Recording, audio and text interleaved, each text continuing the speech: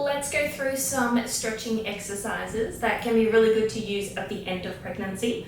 Now the goal is to try and reduce the amount of muscle tension we're having throughout the whole lower back, hips and pelvis, with hopefully allowing better fetal head engagement onto the cervix. Now you might start to already notice some signs of early labour, but these can be really, really good to do in the weeks leading up to that stage, and sometimes in the early labour stage to minimise any muscle tension that's happening.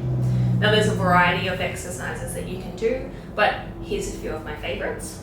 I always like to start with exercises on your hands and knees to help with lower back mobility, and the benefit of this one as well is that falling forward allows baby to tuck out of your pelvis slightly, and that when we come back upright it allows them to manoeuvre themselves a little bit further down into the pelvis. So cat-cows are a big favourite. We can start on hands and knees and we can curl and extend through the lower and mid back, and then curl and arch through the lower and mid back as well. And you can go as slow as you want. You can hold any of these positions and just moving through.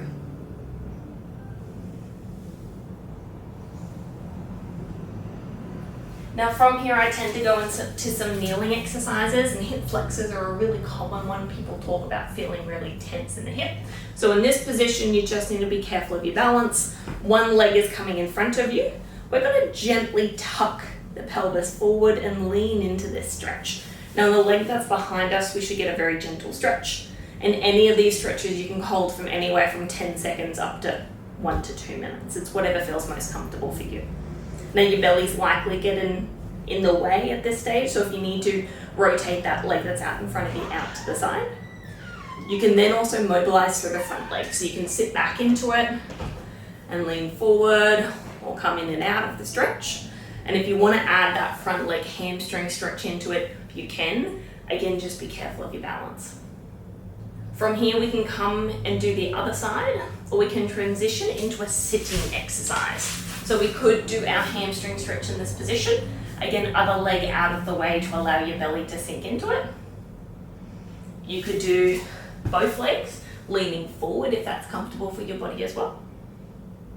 And then to do the inner thighs, which I personally love inner thigh stretches, you can do your butterfly stretch as well, and that one helps to really open up the pelvis as well.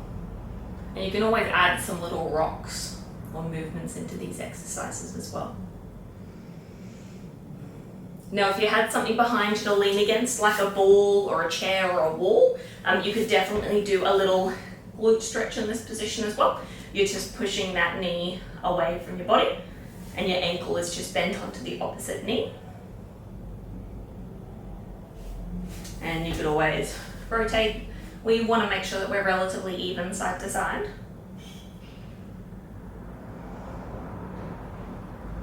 And any position that's going to put uneven load through the pelvis can be really good here.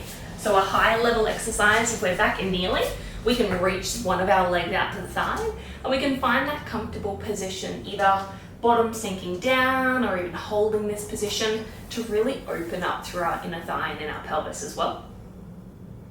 And we can do a similar exercise to this up in standing, where we have one leg out and we're kneeling away. This is a really good option too.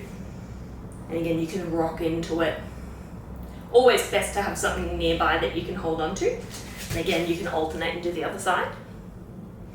And some squatting movements, even shifting your weight side to side or straightening through your legs, coming down, having something to hold on to, and then you can try and go into a very deep squat. And again, shifting side to side. Curb walking is a common one that people tend to do leading up into labour, because anything that applies movement unevenly through the pelvis can help to get baby to shift and increase that cervix engagement, which is what's really needed for dilation. I hope that helps you with a couple of options. Feel free to test them out. Make sure you've got someone around you the first time, just in case your balance isn't great. Nothing should be painful, and it should just give you a nice little stretch, maybe a session of 10 to 20 minutes for the first time. Thanks.